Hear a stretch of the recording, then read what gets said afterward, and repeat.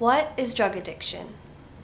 The American Psychological Association defines addiction as a condition in which the body must have a drug in order to avoid physical and psychological withdrawal symptoms.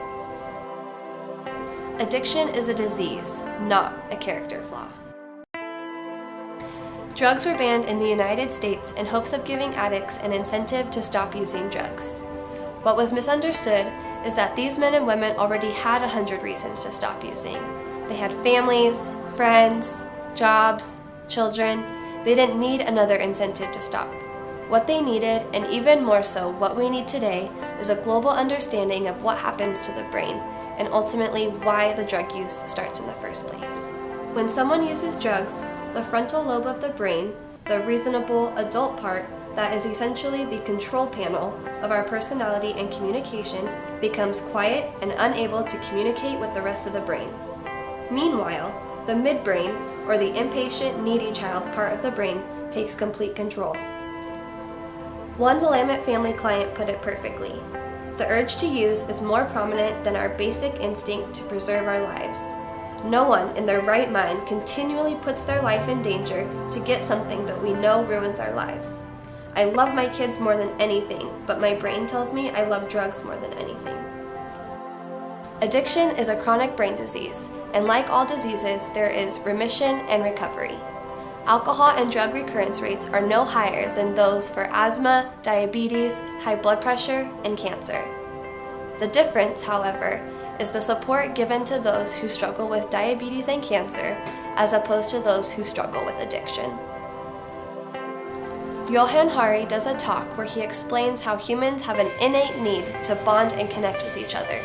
But if one cannot, because they have a history of drug addiction in their family, or because they have been isolated or traumatized by something in their life, there's a very high chance that that individual will bond with something that will give them some sense of relief, like drugs or alcohol. I've been through everything short of dying, and addiction has definitely been one of the hardest, most dark things I've ever experienced. It is definitely a learning process, and it has taken me 8 years of treatment to honestly understand how it works.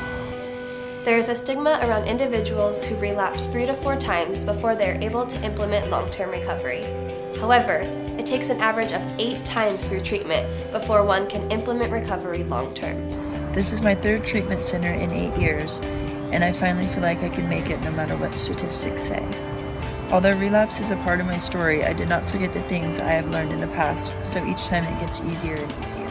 Often, it is the transition from residential treatment into the community that forces those in recovery to retreat to old habits of using drugs. The feelings of unacceptance and denial from the community are too overwhelming to handle. There have been a few difficulties coming out of treatment and into the community.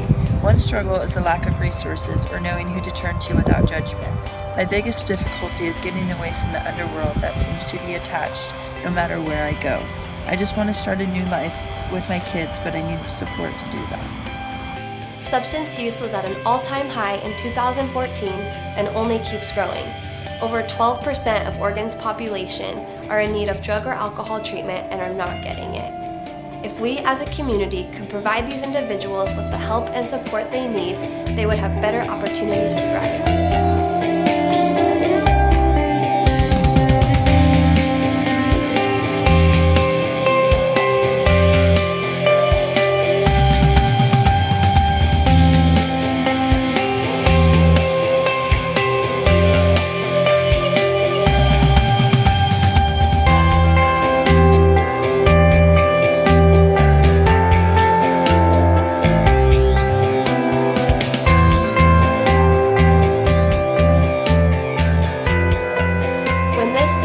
Happened 100 years ago.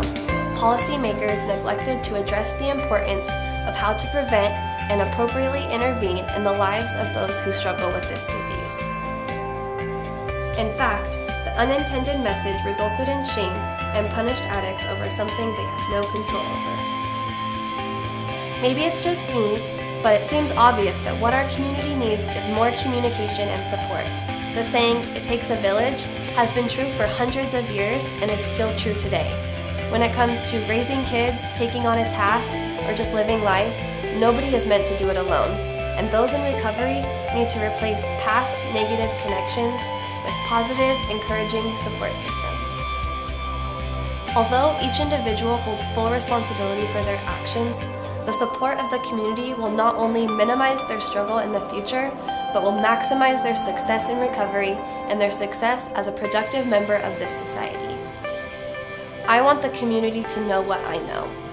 I want everyone to see this population for the strong, persistent, and capable individuals that they are. By destigmatizing addiction and lending a helping hand, individuals and families in recovery will be able to seek and receive the help that they desperately need and deserve.